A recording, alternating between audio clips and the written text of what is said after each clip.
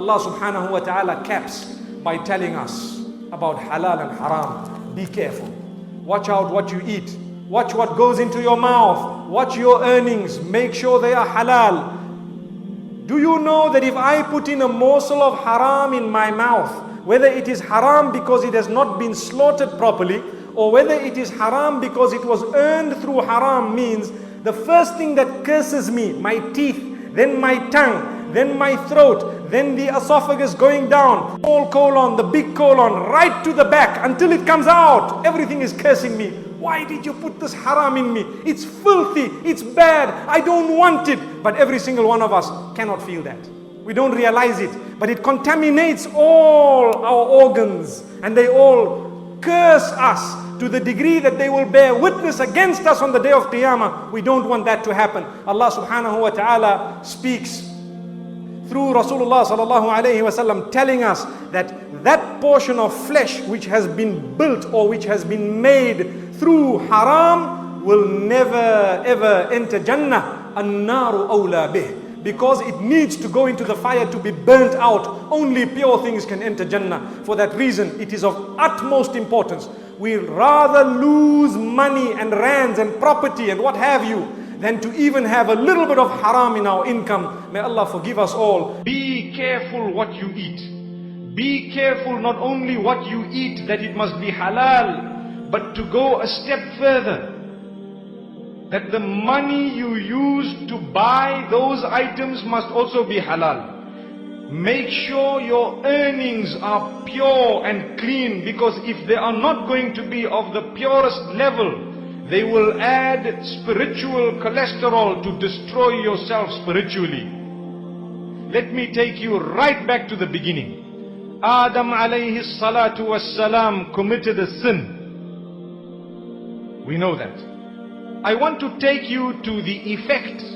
As soon as he ate, what happened? You know it and I know it, but I don't think we've actually thought about it. The first thing that happened is shamelessness.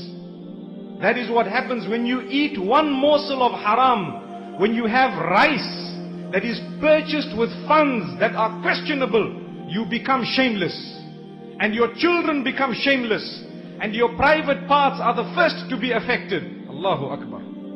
That's a fact of life. So it's better not to eat and to remain hungry than to put one morsel of something questionable into your mouth. And when we say your private parts are the first to be affected, let me inform you, Adam alayhi salatu wassalam, the first thing that happened, Allah subhanahu wa ta'ala says, Badat lahuma sawatuhuma. Their private parts became exposed. They were covered, they became exposed. Shamelessness.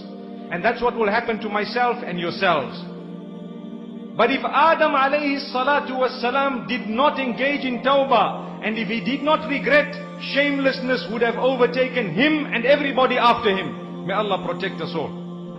Though he was forgiven by Allah subhanahu wa ta'ala, wallahi, if one of the first or the first of creation, meaning of man, the first of man, could have such a powerful, solid, great, massive impact upon having one bite of haram, tell me, when we are eating bags and bags of 50 kilos of rice every single day, what is happening to our children? What is happening to us?